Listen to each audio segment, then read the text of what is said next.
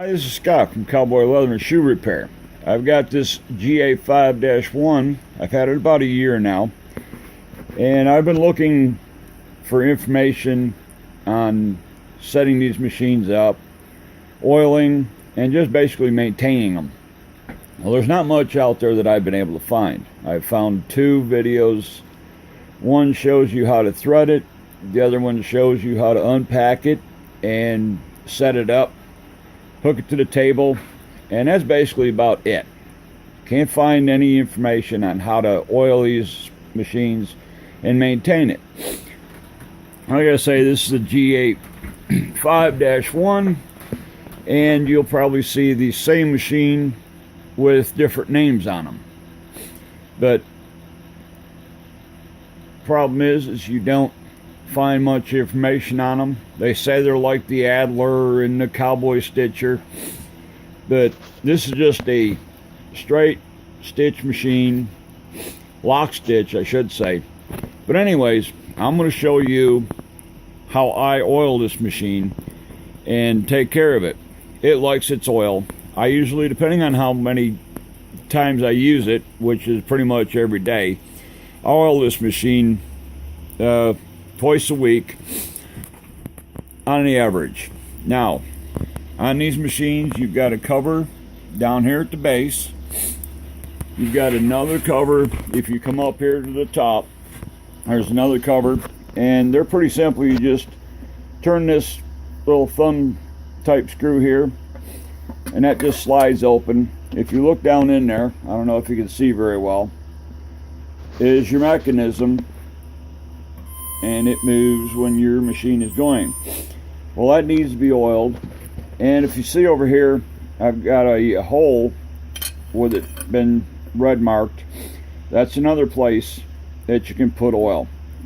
Now, a lot of people say, well, use sewing machine oil. That's great, but I use a white lithium grease.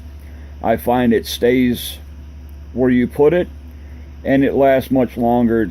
It's a heavier oil, and I do use regular sewing machine oil, and you can see every place that I've got marked in red or green, whatever, is where I put oil.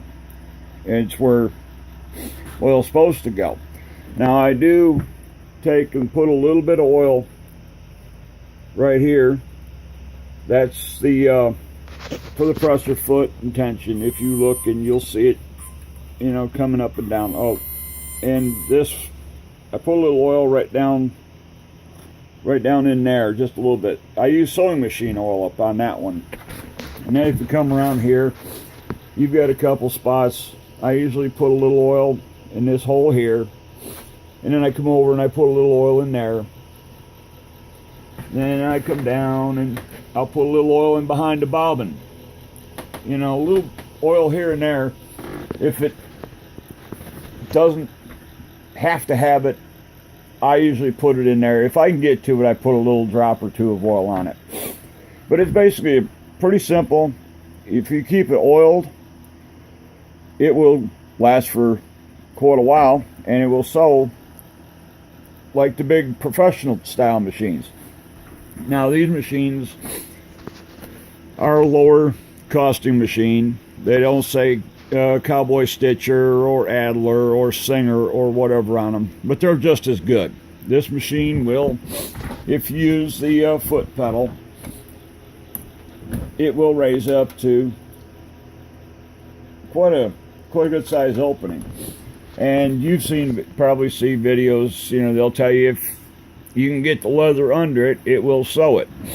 Well, this machine does have the servo motor, and you can't really see back in there too well, but it does have a speed control, which I usually, what I do is I just set it nice. So now if I get into something a little bit thicker, I'll turn the speed up a little bit, because I find it does have a little bit more power to punch through it.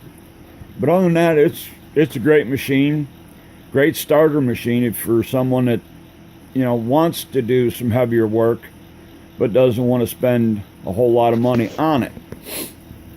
But again, you know, you keep this machine oiled and keep good thread on it, it'll last for a long time. I'm happy with it, and I recommend the machine. Okay, thank you for watching the video, and I'll be